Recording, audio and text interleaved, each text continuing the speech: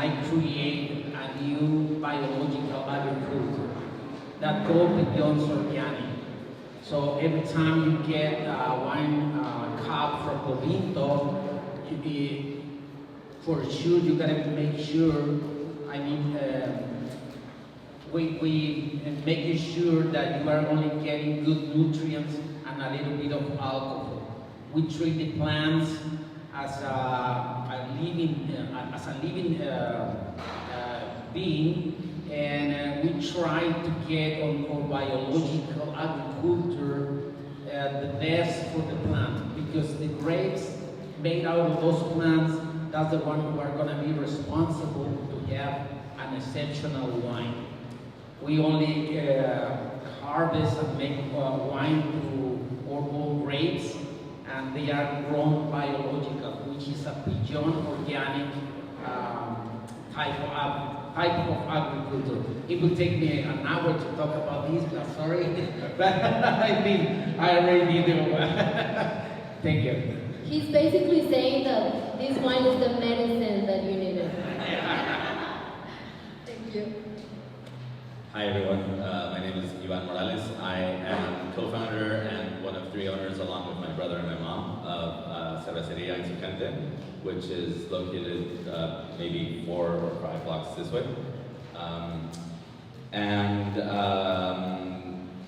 If our brand had a personality, I think it would definitely be kind of irreverent, a little bit rebellious, I think, and just kind of like always looking to have fun, I think. Thank you. Hi everyone, my name is Sergio Chen. I'm owner from the Ramuri Brewery, and but Ivan tells me it's a mixing of the flavors and smells of the beer, and my project is the mixing of the beer styles with a Mexican gastronomy. I'm using chilies, spices, fruits, and woods. Everybody make this gastronomy product, and is making and draw beers for the Mexican mood. Thank you. So let's go back to the beginning. Every startup, whether it's technology startup or a brewery or winery, starts with a crazy idea and just a little bit of risk, right?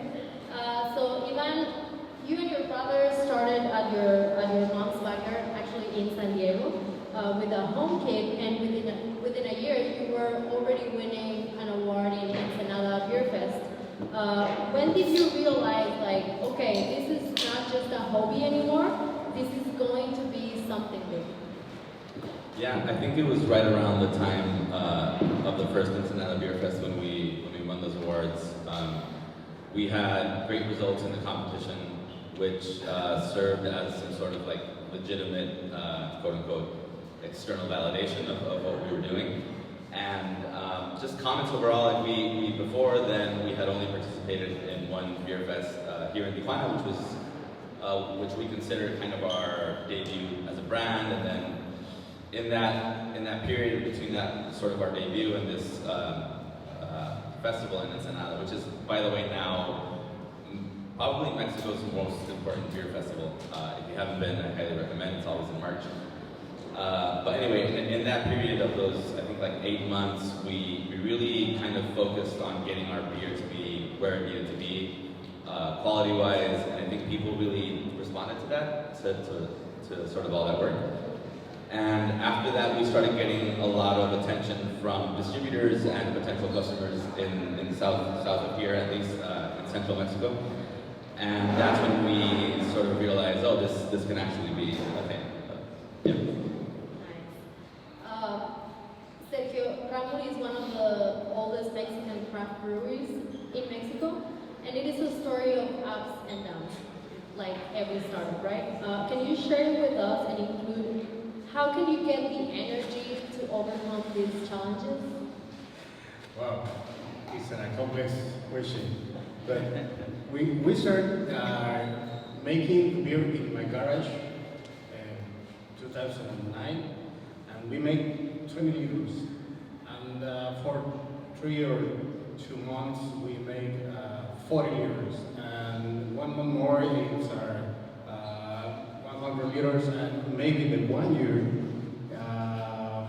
maybe make our 400 liters in the garage. It's a big production in the small size of a garage, but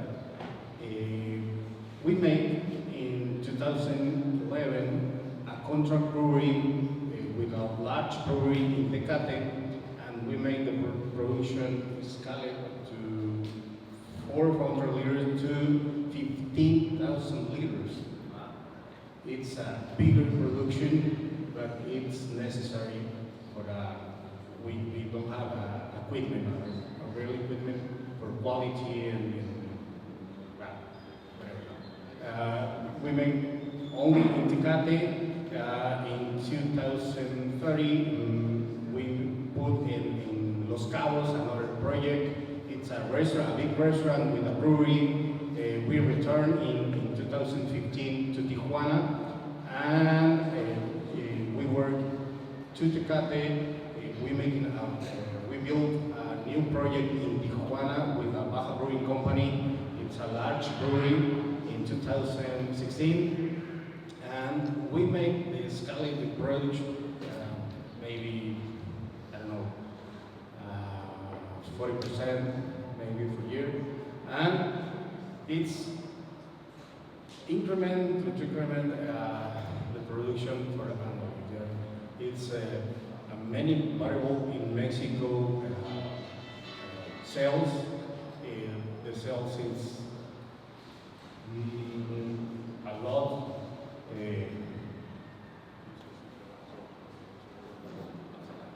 Ups and down sales. Sorry, my English is so. Are you speak Spanish? And Spanish is yeah. It's very difficult for me. It's stay to here, but After 2 beers, you'll. I need more wine, please. Can you bring me more, please? Yeah, but it's a different project. A lot of maybe 16 years, 15. I have 16 years in this movement for craft brewery, and the last year we will build the final project in Tijuana. We put a large brewery, restaurant here at 10 blocks. He's 5 blocks, I have 10 blocks here, and this project is put our passion, only passion. I love many money. Yeah, money is ups and downs in a lot of the years, but the passion is of center focus our. Thank you. At the previous panel, they were saying that you need to love what you do or do what you love, and I think that's the answer, right? Like, Yeah. you love what you do, that's how you are. Yeah, I love the gastronomy, but the gastronomy is mixing brewery, wine, distillers, everything. Thank you. Jesus, your family started Lobito in 2010 with a dream of producing sustainable wine, right? And now your bottles are in places like Pujol, which is a restaurant in Mexico City that has 2 Michelin stars, and luxury hotels like Rosewood. But back then, you didn't come from a traditional wine family. How did you convince yourself and others that this vision will work? Okay, this is a very interesting question. I worked for 20 years on an agriculture laboratory in San Quintin, making oysters, clams, lobsters, abalone. So I had a lot of experience on a laboratory. When we got this land, I make a research on what kind of project it would be good to do it. We asked nature to to check what crop will meet the requirements for the kind of terroir we have. Not because I like the wines, or we are on Ensenada, which is a land of wine. I was going to put a winery or a vines to grow and make wine. You get to ask the nature first. What is this good? This land is good for. So we make that research and became that wine is one of the top 3 crops that we can do in our property. That's why we engage on the wine business. Not because I like it, because the nature allowed us to do that. This is the first step to do to have the roots to have a good project. I can tell you that Ensenada, their valleys, they have probably one of the 3 more appropriate places to make wine on the world. If we go to Bordeaux, they have late freezings. They almost have no sun sometimes. They have almost no, the environment is too foggy. They have a lot of problems with pests or disease. We, in Ensenada, Baja California, and their valleys, we have a lot of sun. We have no rain during summer times. For example, in Guanajuato or Aguascalientes or Zacatecas, they have a lot of rain on the summer. It's a craziness to do a winery or vines over there because they will have a lot of problems. So they will have an average wine or less than average wine. So ask the nature about what I can do here. Talking about agriculture is very important. That's why we engage on that project, because we realize that we have a very, very good stock that we can be able to compete not only with Mexican wines, not only with American wines, we can compete worldwide with world wines because nature, because the place, the terroir, can give us that strength, a very good fruit to compete with any wine on the world. So that's why in Ensenada, really, the oldest winery is Santo Tomas. Santo Tomas, which has been changed from hands to hands, the company, but thanks to them, we have a large production as well. It is not a high-end wine, for sure. They have large production, and but there is the beginning of the wine region was Santo Tomas. So you did your research. Guys, do your research if you're starting something. I love that all 3 of you started with the same ingredients, which is curiosity, resilience, and just passion about what you do. Just quick show of hands. How many of you here are building something that started as a crazy idea or just started as a hobby? Okay, we're in the right room. So fast forward a bit. Once the dream becomes real, the next challenge is growth, right? To scale your business without losing the culture and without losing the soul of what you built. So Ivan, you went from a backyard setup to international distribution, because I know you distribute in the US as well, and even survived political obstacles that forced you to pause operations. How do you manage to keep a growth mentality? And is it you, your team, your customers, all of the above? Yeah, I think the growth mentality has changed over the years, especially pre and post pandemic. Craft beer, I think, was undergoing a moment of particular popularity and particular interest from the general sort of population. And right up until the pandemic, we were growing like crazy. We couldn't make enough beer, and things were going great. The pandemic hit, and then things changed, and then post-pandemic also sort of consumer preferences have changed. Younger generations are not consuming as much alcohol as they used to when we were young. So I think the market has changed, and and so the way that we look at growth has also changed with that.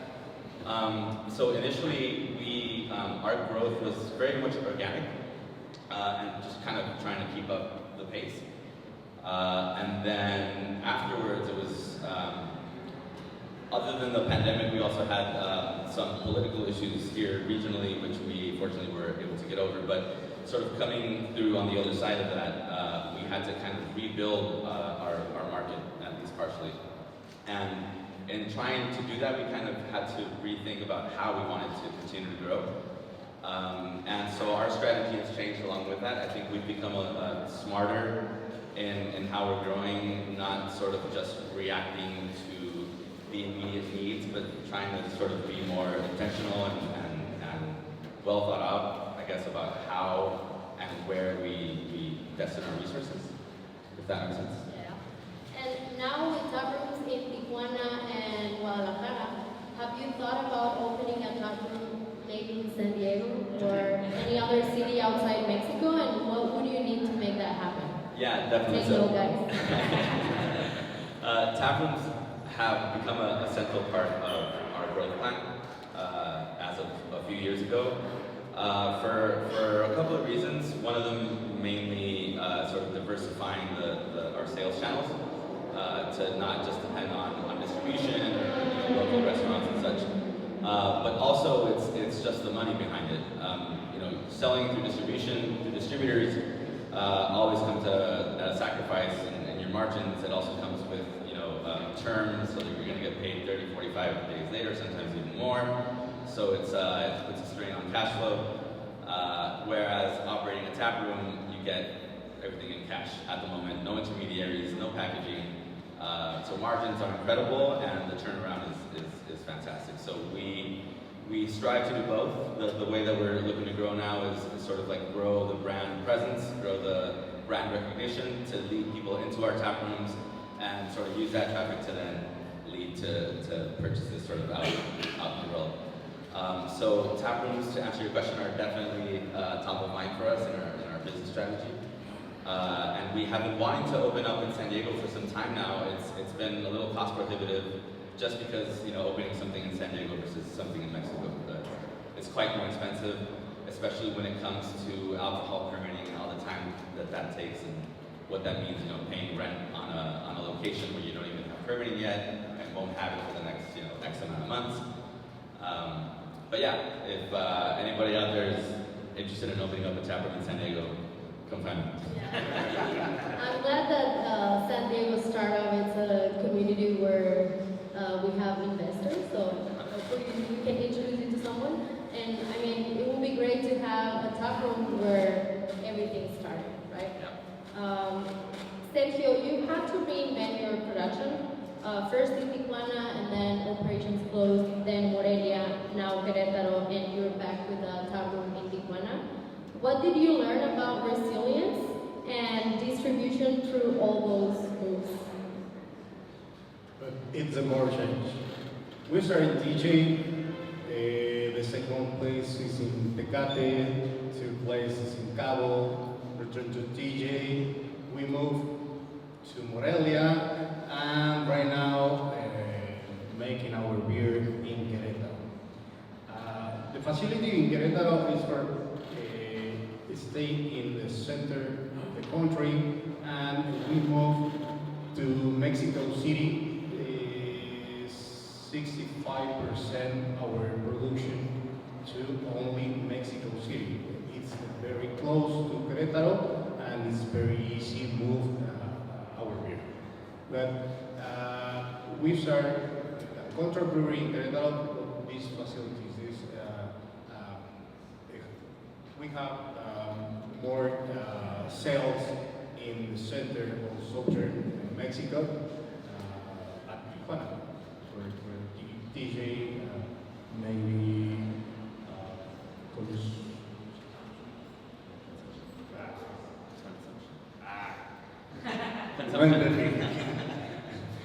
okay, consumption. Okay, Tijuana consumption that maybe 8 or 10% for our production, and the center of Mexico is a very really biggest.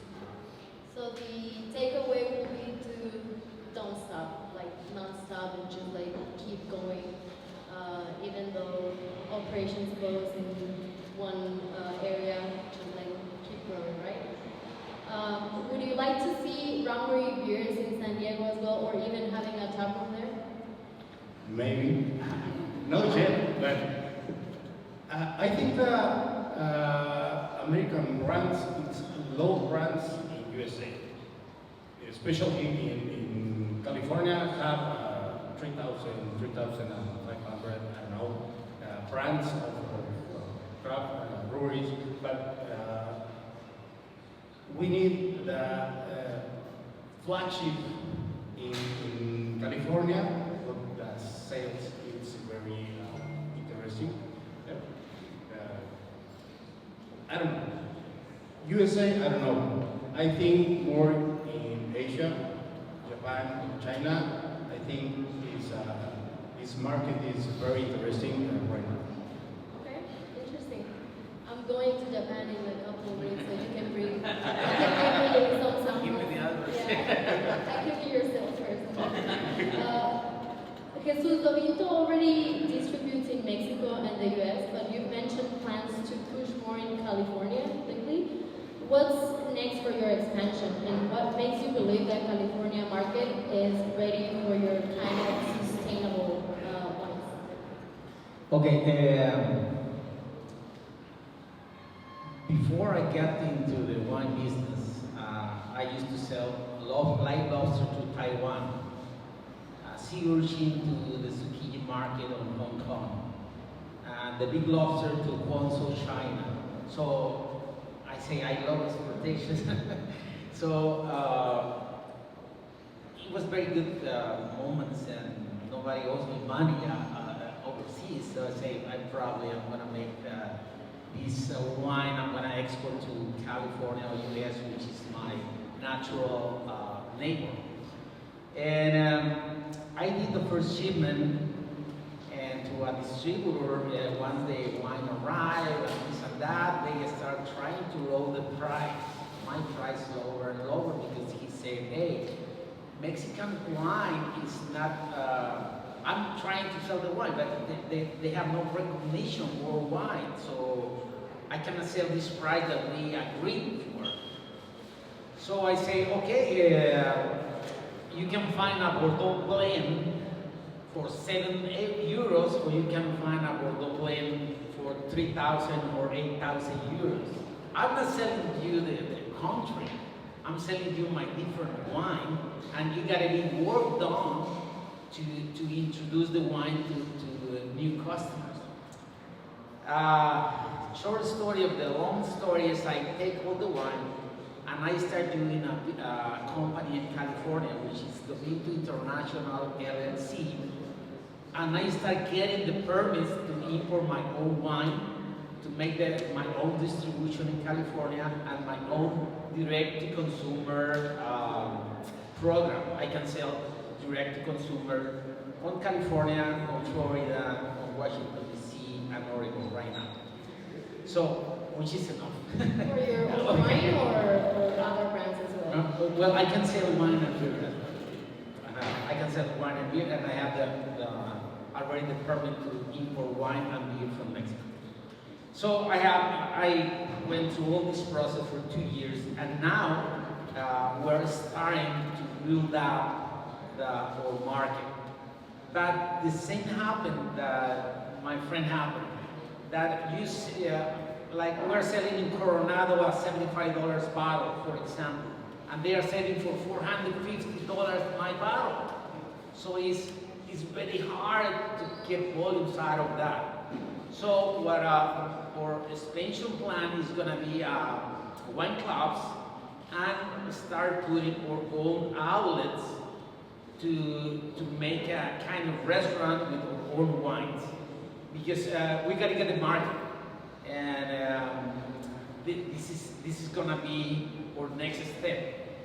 But for that, we need capital as well. So we are dealing with the Mexican market, with the American market. We are all permits. We have all permits already, and we are dealing with the branding, marketing, and make the establishment of the different places You know what? At the beginning, I thought the Mexican cuisine in the United States, it was probably not good for Mexican for this wine, and probably they are our best customers in Washington D.C. I've been selling to 2 or 3 different chains of Mexican restaurants, high end, and we are doing good. But it's a step by step. It's a step by step, and probably it's going to take us some years because we need to get capital to do that. Congratulations. I love that all 3 of you are expanding or thinking on expanding beyond borders, so let's give it up to that.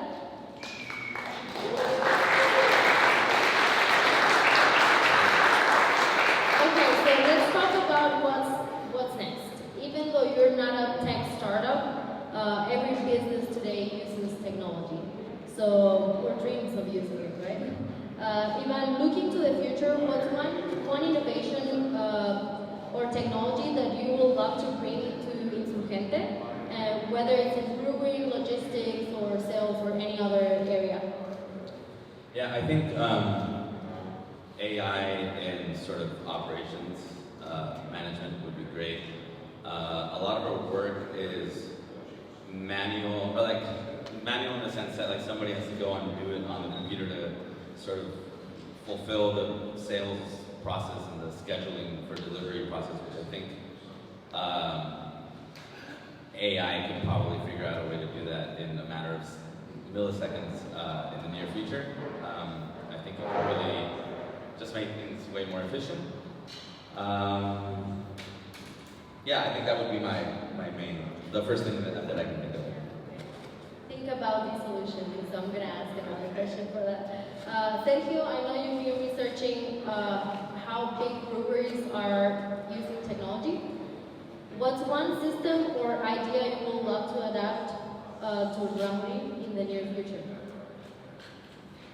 Maybe we need quality control. It's very focus for our project, but the quality control is for all needs in the project. You need healthy beer, healthy juice, healthy fresh products. We need quality controls for all.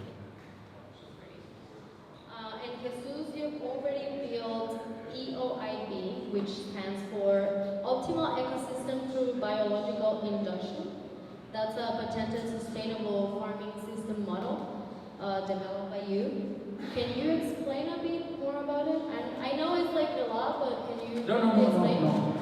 I'm going to do it very shortly, and probably everyone are going to understand. A regular agricultor use pesticides, fungicides, herbicides, hormones, synthetic nutrients out of the petroleum to feed and management a corn. Organic agriculture use hard solutions or organic venom to treat the pest and to treat the disease of the plant.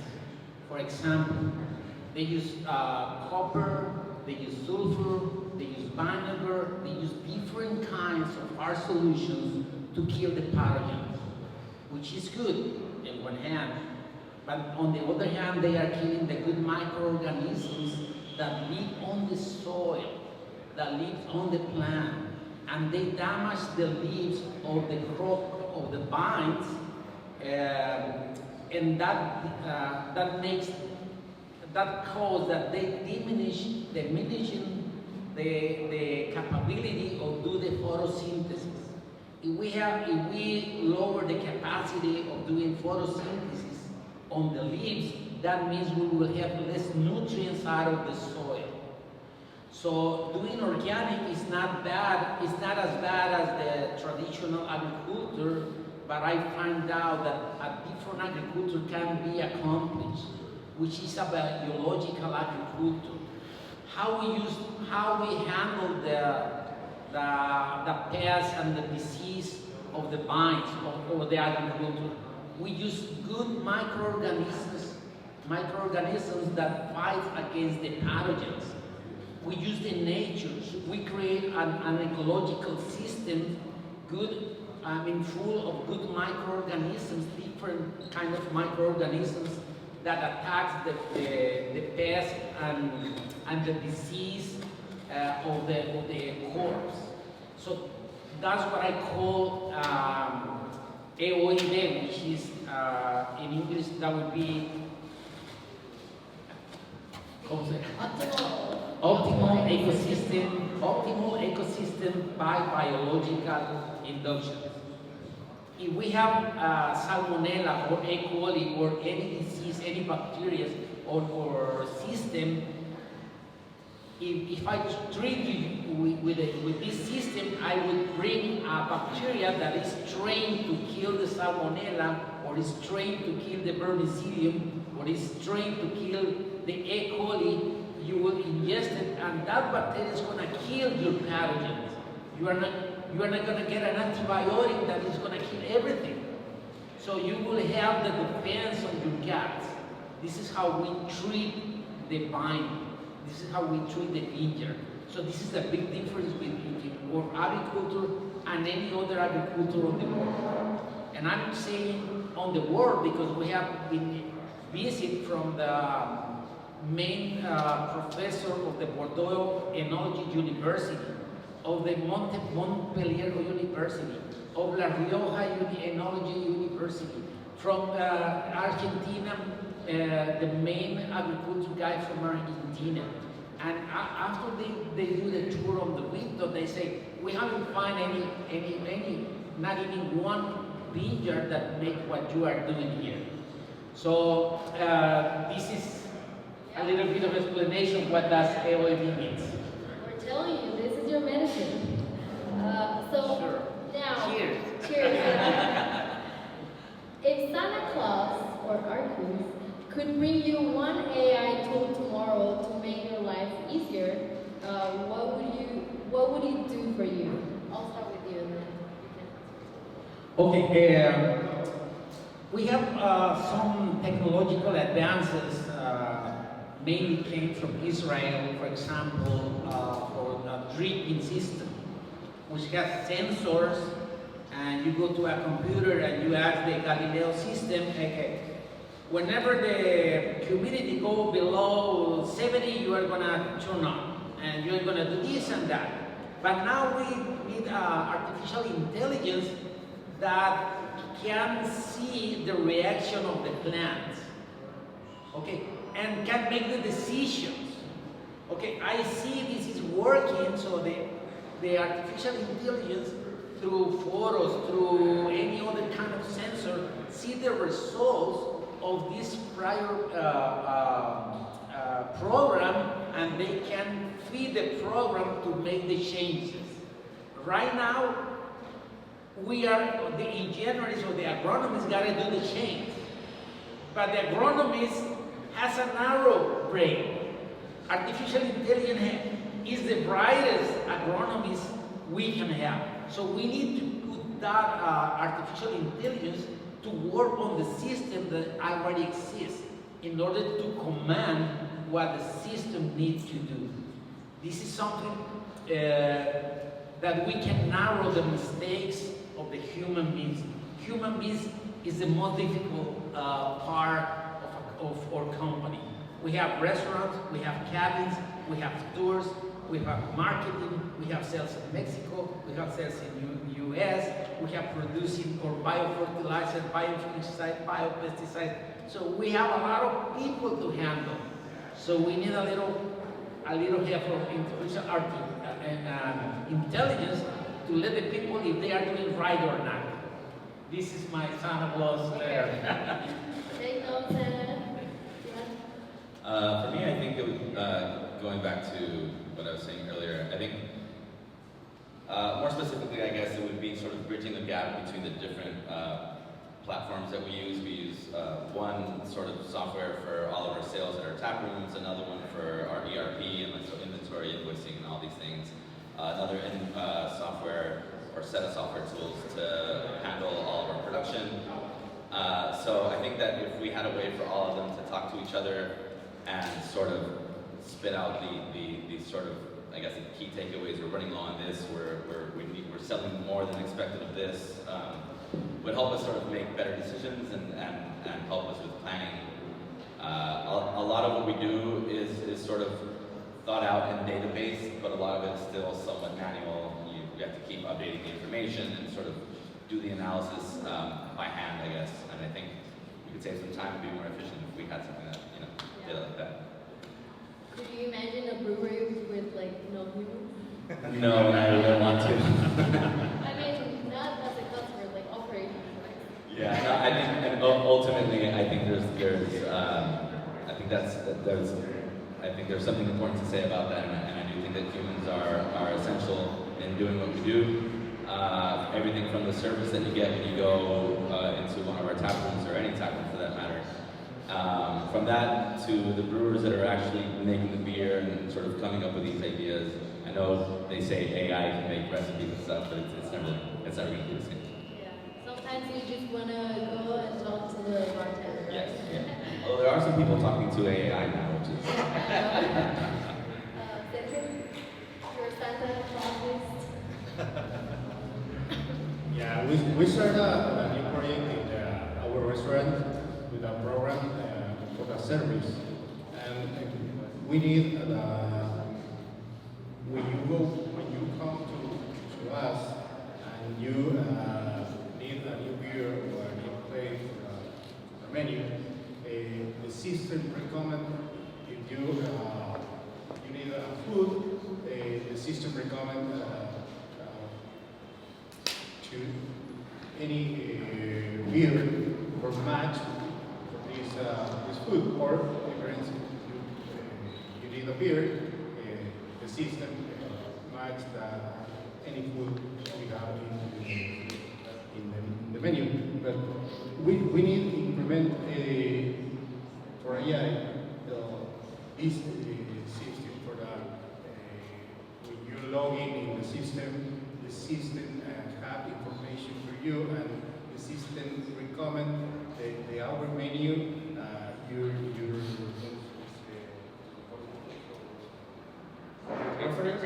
preference, yeah.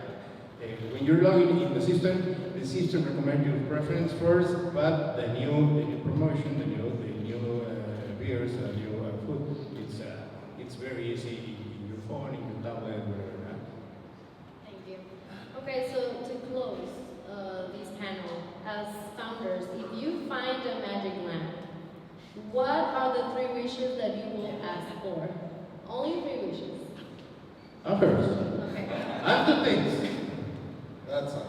What? What was the First, I have 2 things. I think 2 things. First, I promise, practice my English for next year. And second, Just speak English. I need practice your Spanish for the next year, please. Please. And you're like one more wish? No? Or you give it to Ivan or Wishes come true here.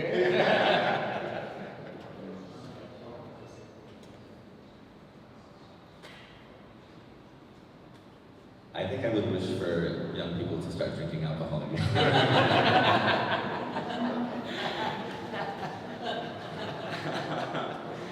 And I think that's it. I will say like to drink as much as I want without gaining weight. That's drink and eat. Yeah. That's the second wish. Jesus, 3 wishes as an treasure 2 wishes. you find a Capital, magic lamp. technology, and What was the first one? Sorry? What was the first one? Okay, capital, Capital. technology, and a good partner. Good partner. Okay. Well, thank you. I think we're gonna have a few minutes to Q&A, but I just want to thank these 3 founders, Sergio, Ivan, and Jesus. Let's give a round of applause for them, please. And let's go test their products just for quality control.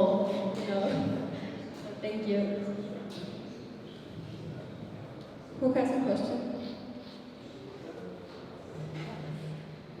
I have a question. Maybe it's too many wines.